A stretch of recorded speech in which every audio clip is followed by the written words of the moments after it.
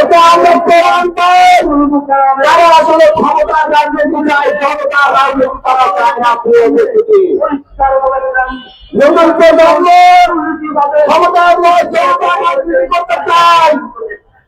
প্রিয় সংগঠনটা আপনাদের মাধ্যমে স্পষ্ট কথা বলছি, নতুন যারা বাংলাদেশের তিনি কখনো ক্ষমতা চাইনি, চাইবেও না। নতুন যারা সবসময় জনতার কাছে থাকবেন, রিক্সাওয়ালার কাছে থাকবেন, মেহনতি মানুষের কাছে থাকবে, মানুষের দুঃখ দুর্দশা যেখানে কষ্ট সেখানে নতুন ধারা। আপনারা আজকে এই সমাবেশের মাধ্যমে আহ্বান রাখবে, আপনারা বিগত সরকারের ক্ষমতায়ন দেখেছেন, বর্তমানে দেখছেন কেউ যেন আমাদের পক্ষে মতে আজকের দাম বৃদ্ধি হয়েছে। দেখা যায় দীর্ঘ বাইকের শাড়ি পাওয়া যাচ্ছে না। এই সংকটে আজকে এখানে এসে জনগণের পক্ষে কথা বলছে না, কেউ বাইক রাইডারের পক্ষে নিয়ে কথা বলছে না। সে বাইক রাইডার সকাল থেকে সন্ধ্যা পর্যন্ত আক্রান্ত পরিশ্রম করে বাইক রাইডিং করে তার সংসারে অন্য খাদ্য ব্যবস্থা করে থাকেন। আজকে তাদের খাবারের কাজ বন্ধ হয়ে যাচ্ছে। দাম বৃদ্ধির কারণে গাড়ি ভাড়া বৃদ্ধি হয়েছে, যে গাড়ি ভাড়া বৃদ্ধির কারণে সারা দেশ থেকে ঢাকায় বিভিন্ন ধরনের খাদ্য সামগ্রী আসার যে খরচ, সে ট্রানজিট খরচে বৃদ্ধি পেয়েছে। আর তার সম্পূর্ণ জনগণের ঘাড়ের উপরে পড়েছে। অথচ সরকার সেদিকে কোনো দৃষ্টি না দিয়ে সেই আগের সরকারের মতো হাতিয়ে কিভাবে রাষ্ট্রীয় কোষাগারে শত শত কোটি আত্মসাৎ করা যায় সেই করার মুক্ত নতুন ধারা বাংলাদেশ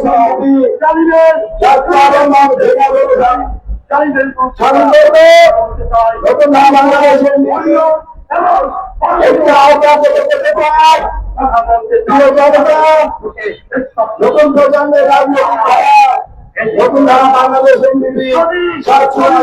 রাজনীতি করে আপনারা যেটা আছেন 13 বছর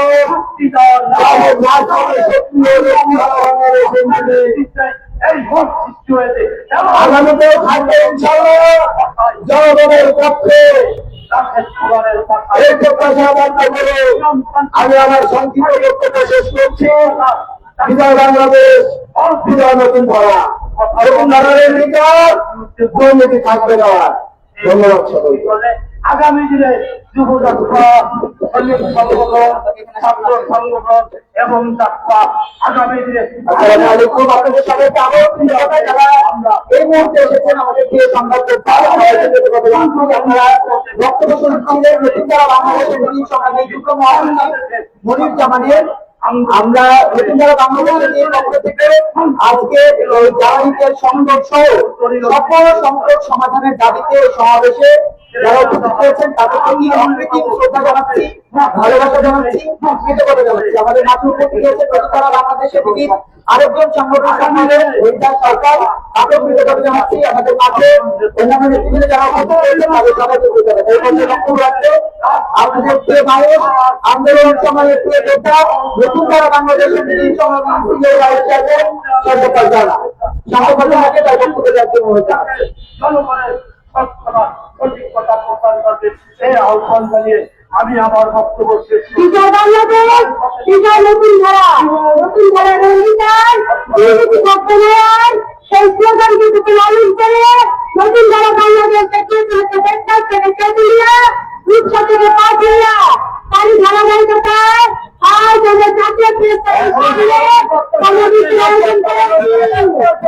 এই সমাবেশের নতুন ধারা বাংলাদেশের চেয়ারম্যান সাহেব, সকল নেতা কর্মীরা যারা দূর দূরান্ত থেকে এসেছেন সবার প্রতি কৃতজ্ঞতা, ভালোবাসা, সেই সাথে সাংবাদিক ভাই ও বোনেরা যারা এই ঐতিহ্য বাহিনীর মধ্যে সহযোগিতা এবং সেই সাথে জনগণ জনতা সবার জন্য আন্তরিক ভালোবাসা শ্রদ্ধা এবং সালাম। 10 বছর রাজপথে স্বাধীনতার 55টা বছর পার হয়ে গেল, কিন্তু সংকটের রাত শেষ হয় না। আমাদের প্রিয় কেঁদে কেঁদে বলে আমার দেশের দুষ্কৃতী জনগণ, তোমার দিনের সংকট লেগেই আছে।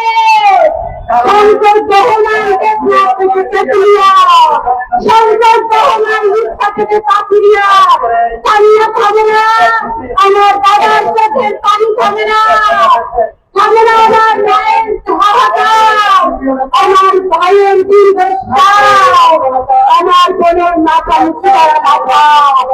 আমরা পরাজিত থেকে যাচ্ছি বছরের পর বছর, এখন আমরা হেরে যাচ্ছি জাহান্নামের কাছে।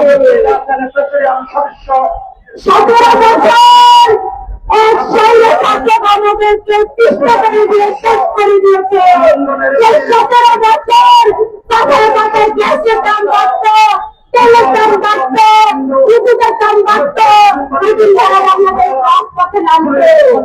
এইটা নবীন বিজয়ী ইউনূস সাহেব আমাদেরকে কিছু দেয়নি অশান্তি ছাড়া। তিনি আমাদেরকে কাটিয়েছেন শুধু 18 মাস।